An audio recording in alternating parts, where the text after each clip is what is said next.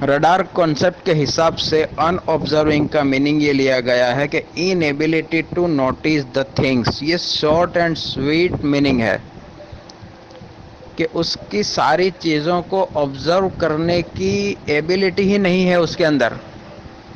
एक रूम में गए 10 आदमी लोग बैठे हैं, वो जाके बैठ जाएगी, बाद में पता चलेगा ओ आप भी यहाँ पर हो, मैंने तो देखा ही नहीं आपको।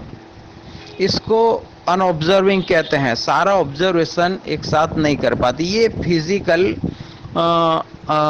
वर्जन है। अब इसको क्लिनिक में कैसे अप्लाई करेंगे? तो मेरा एक पेशेंट था, उसकी माँ ने उसे बोला कि ये मेरी बेटी है, वो अपने में खोई तो रहती है, लेकिन किसी चीज़ का ध्यान भी नहीं रखती है। जैसे अभी स्कूल में अपनी जैसे कुछ काम कर रही है, अपनी नोट्स प्रिपेयर कर रही है या अपनी बैग प्रिपेयर कर रही है, अब रिक्शे वाला आ गया, हॉर्न बजा रहा है, तो ये ध्यान ही नहीं देती। उसको बताते हैं कि देख तेरी रिक्शा आ गई, तो बोलती है कि मैं जाती हूँ। इसने नोटिस ही नहीं किया कि रिक्शा आ गई। तो उस वक्त मैंने अनऑब्जर्विंग रूब्रिक अप्लाई किया है। तो मेन चीज़ ये है उसके मीनिंग की, और हमारे खास हमें उसका सिर्फ डिक्शनरी मीनिंग नहीं देखना। डिक्शनरी मीनिंग तो एक बेस है, वो तो फर्स्ट ऑफ ऑल ज़रूरी है, उसके बाद ही हम आगे बढ़ सकते हैं उसके क्लिनिकल मीनिंग के लिए। तो क्लिनिक में इस तरीके के वर्जन्स आते रहते हैं, या तो पेशेंट खुद बताएगा या फिर उसके रिलेटिव्स बताएंगे। तो पेशेंट को जैसे रोज़मर्रा की रूटीन के अंदर वो टूथपेस्ट लेके बैठेगी तो टूथपेस्ट का ढक्कन ढकना भूल जाएगी, टूथपेस्ट वहीं छोड़ के मुंह धोने चली जाएगी। या उसने बैग इधर उधर रख दिया, बैग खुला छोड़ दिया। ये तरह की हरकतें होती है जो अनऑब्जर्विंग में है, जिसको हम क्लिनिकली अनऑब्जर्विंग ले सकते हैं। एब्सेंट माइंडेड यानी दिमाग से प्रेजेंट न होना। बॉडी उसका मौजूद है हमारे सामने, उसका दिमाग कहीं घूम रहा है।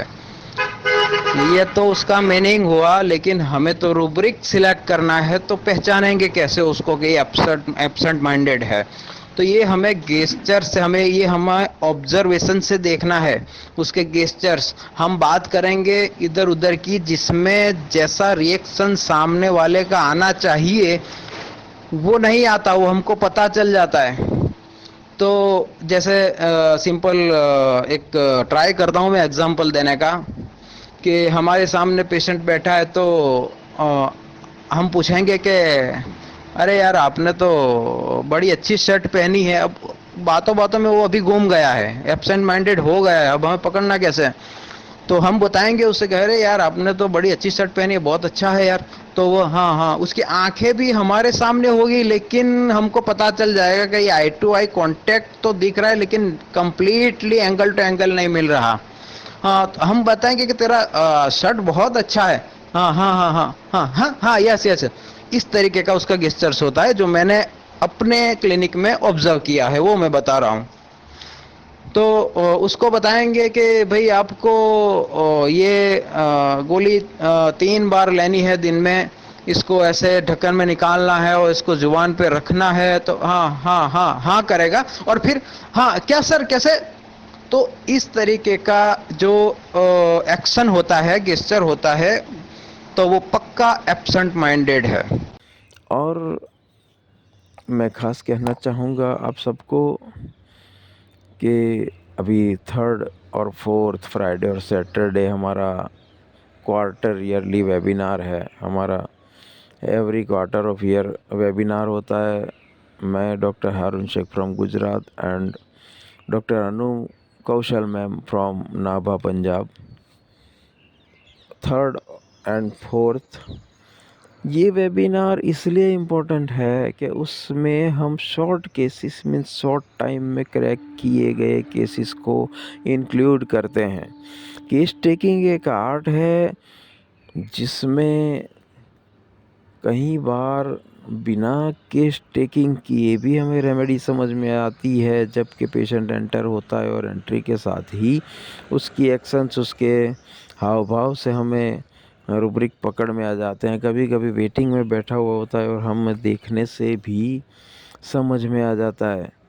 और कभी कभी पेशेंट के आके बैठने के चंद ही मिनटों में हमें रूब्रिक पकड़ में आ जाते हैं, जिसमें ज़्यादा वक्त नहीं लगा है। ऐसे केसेस का ये वेबिनार है और ये एक आर्ट है जिसे हम सबको डेवलप करना है कि कम से कम वक्त में हम केस को क्रैक कर पाएँ। तो उसकी भी एक एक्सरसाइज मेहनत ज़रूरी है। ज़रूरी नहीं कि सारे केसेस कुछ ही मिनटों में क्रैक होते हैं, लेकिन कहीं मोर देन 50% केसेस हमें शॉर्ट में क्रैक हो जाते हैं।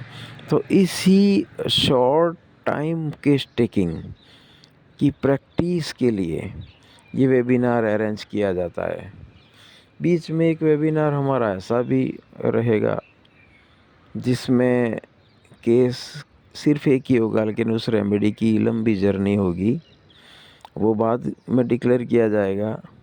अभी फ़िलहाल शॉर्ट केसेस की डिस्कशन के लिए तो जो लोग ये आर्ट सीखना चाहते हैं कि शॉर्ट केसेस का मतलब यही समझें आप कि शॉर्ट टाइम में लिया गया केस और शॉर्ट टाइम में प्रिस्क्राइब किया गया केस। तो ये आर्ट है और इस आर्ट को सीखने के लिए ये वेबिनार है। तो ज़रूर रजिस्टर कराएं डॉक्टर अशोक अवधिया जी के साथ। Thank you very much.